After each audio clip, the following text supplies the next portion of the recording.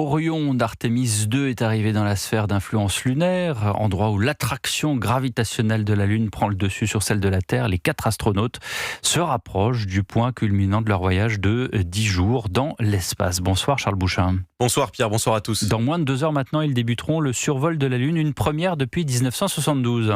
Oui, c'est à partir de 20h45 heure française que la Lune sera plein cadre dans le hublot du vaisseau Orion. Elle apparaîtra aux astronautes aussi grande qu'un ballon de basket tenu à bout de bras, précise un membre de la NASA.